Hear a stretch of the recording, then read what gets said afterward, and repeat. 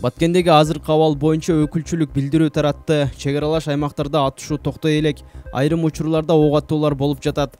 Кырдаалды күч түзүмдөрү көзөмөлдөөдө. Бул тууралуу өкмөттүн Баткен облусундагы ыйгарым укуктуу өкүлчүлүгүнүн басма сөз кызматы билдирди.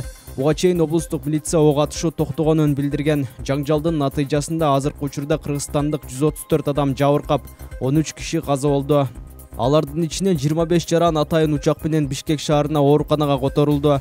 Баткен облустук ооруканасында 86 жабырлануучу жатат. Жыр чыккан Лейлек районунун чек аралаш аймактарынан 13500 адам коопсуз жайга чыгарылды. Баткен районунан 7093 адам Баткен шаарына көчүрүлдү. Баткен районунун Көктерек айылында 17 үй толугу менен өрттөнгөн. Ошондой эле Лейлек районунун Кулунду айыл аймагынын Сада, Максат айылдарында, Жаңы Жер айыл аймагынын Жаштык, Борбордук, Арка айылдарында күйгөн үйлөр жана май куюучу бекеттер бар. 28 апрелде Кыргыз-Тажик чек арасында чыр чыгып, 29 апрелде да уланган. Кечээ саат 20:00 карата Кыргыз-Тажик чек арасынан чыр чыккан аймагында эки тараптуу ок атуулар толугу менен токтотулуп, аскердик күчтөрдү алып кетүү чечими кабыл алынганы айтылган.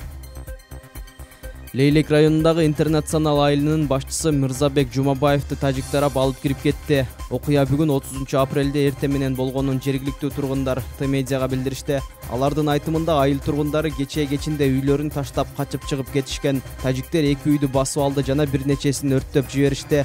2 киши өлтүрүлдү. Бүгүн эртең менен айыл башчы каза болгондордун сөгүн алып кетүүгө барган. Учурда тажиктер аны кармап, алып кирип кетишкен дешти алар. Маалыматты Кулунду айыл өкмөтүнүн башчысы жана Баткендин милициясы да тастыктады. Облустук ички иштер башкармалыгынын басма сөз катчысы Дамира Юсупова билдиргендей, Лейлек районунун Жаңы Жер айыл аймагынын Борбордук айылында Тажикстандын аскер кызматкерлерине тиешелүү болгон аскер техникалары айылды аралап жүрөт. Интернационал айылынын кыргыз жарандарына тиешелүү болгон Жилой дом участкасындагы турак үйлөрүнө Тажикстандын аскер кызматкерлери кирип алган. Ошол участкага жакын аймакта кыргыз жарандарынын экөө каза болгондугун тактоо максатында интернационал айыл башчысы Мырзабек Жумабаев барган учурда тажик жарандары аны барымтага алып алышкан.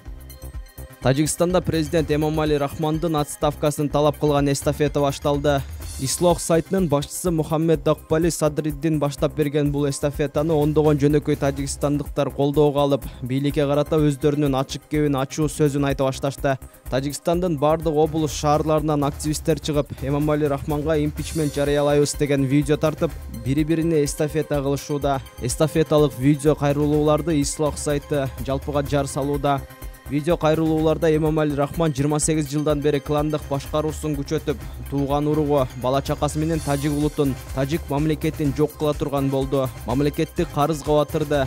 Коңшуларыбыз менен достугубузду жок кылды. Буларга импичмент жарыялансын деген чакырыктар айтылган.